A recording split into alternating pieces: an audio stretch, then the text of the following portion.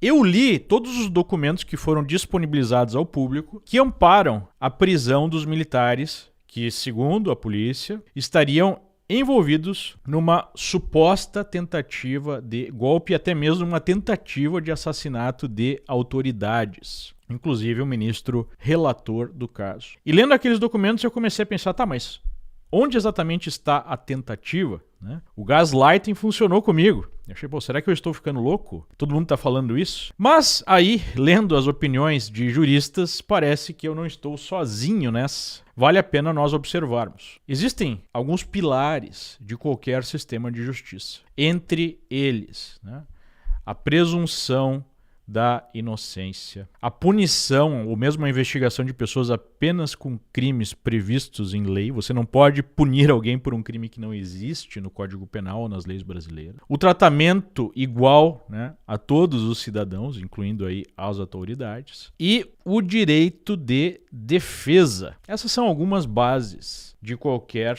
sistema de justiça, de qualquer país em que vigora o Estado de Direito. Infelizmente, isso parece que ficou no passado no Brasil. Então, vamos ler algumas opiniões, porque eu não vou aqui imputar meramente a minha, para falar de juristas. Vamos começar com o jurista Fabrício Rebelo. Fazendo um apanhado de tudo que se noticiou hoje sobre a prisão de militares, é extremamente difícil compatibilizar a decisão com o direito penal brasileiro, o real e não o criativo. Número 1. A fase de cogitação de um crime não é punida em nenhuma hipótese, seja lá qual for ela. Assim, se alguém pensa em matar outra pessoa, por exemplo, e nada faz para colocar em prática seus pensamentos, a ele não é possível aplicar nenhuma punição. Os atos preparatórios para um crime, por regra, igualmente não são punidos. E as exceções precisam estar explícitas na lei, como no caso do crime de terrorismo. Se alguém começa a praticar um crime ou interrompe antes de obter qualquer resultado, não responde por nada além daquilo que efetivamente praticou. E se isso não constitui crime, não responderá por conduta nenhuma. A autoria intelectual, o mandante de um delito, jamais pode ser presumida. É sempre imprescindível se comprovar que alguém ordenou ou induziu decisivamente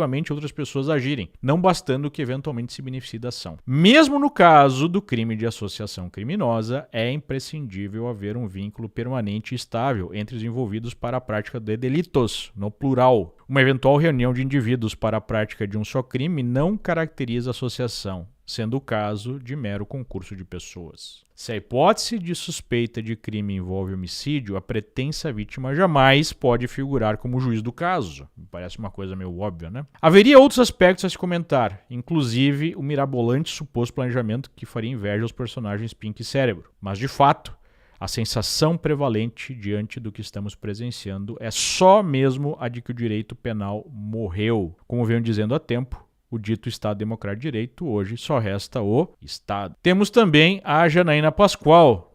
As notícias são surreais. Os jornalistas falando que tentaram matar o Lula, mas desistiram. Pelo amor de Deus. Será que esses veículos não têm uma assessoria jurídica para evitar passar vergonha? Mas, Janaína, esses veículos não estão mais na fase da imprensa, de noticiar os fatos ou mesmo de dar opiniões. Esses veículos produzem o que se chama de propaganda política. São meros aparelhos da esquerda. Mas voltando ao texto da Janaína. E isso faz tempo. Os líderes mundiais não devem estar entendendo nada. Não houve tentativa. Para ter tentativa é preciso ter início da execução. Mesmo quando se inicia a execução, que não ocorreu no caso, a desistência voluntária descaracteriza a tentativa. Por óbvio, o tal plano precisa ser investigado, mas não dá para dizer que houve tentativa de homicídio do presidente. Até ele está surpreso.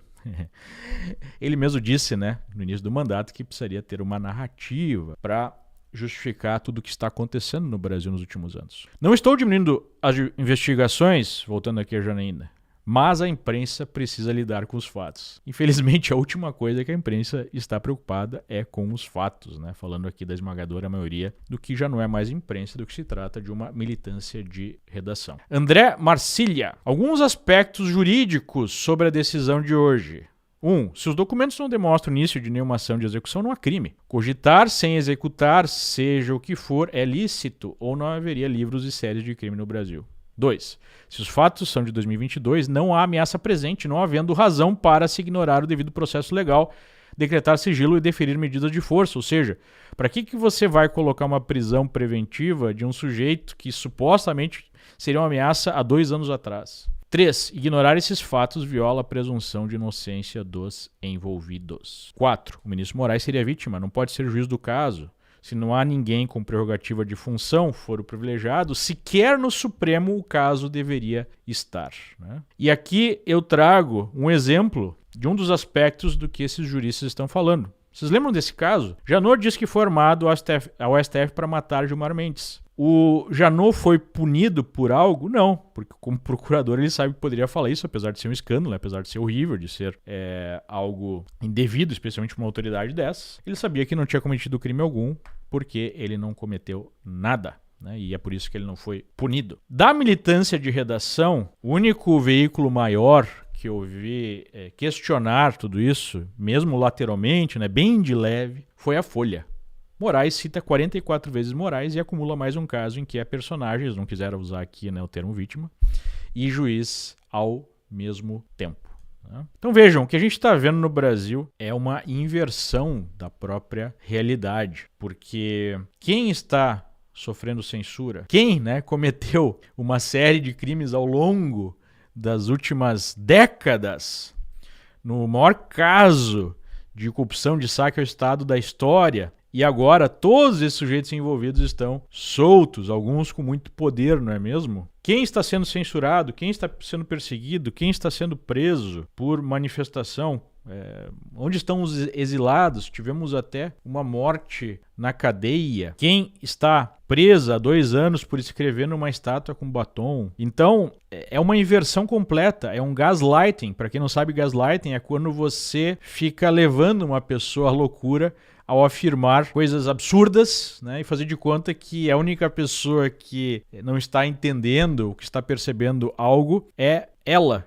e não o resto dos seus familiares, amigos, do resto da sociedade, né? A imprensa está fazendo exatamente isso neste momento. Mas eu entendo, né? Tudo é necessário para justificar o que acontece no Brasil hoje. Até mesmo os defensores desses procedimentos questionam, né, e colocam a sua excepcionalidade, para dizer o mínimo. Então tudo isso precisa ser justificado com acusações gravíssimas. Estamos fazendo tudo isso porque olha só a ameaça que paira sobre nós, né? É um truque antigo de muitos regimes, mas extremamente efetivo. Mas obviamente que nem todo mundo cai nessa.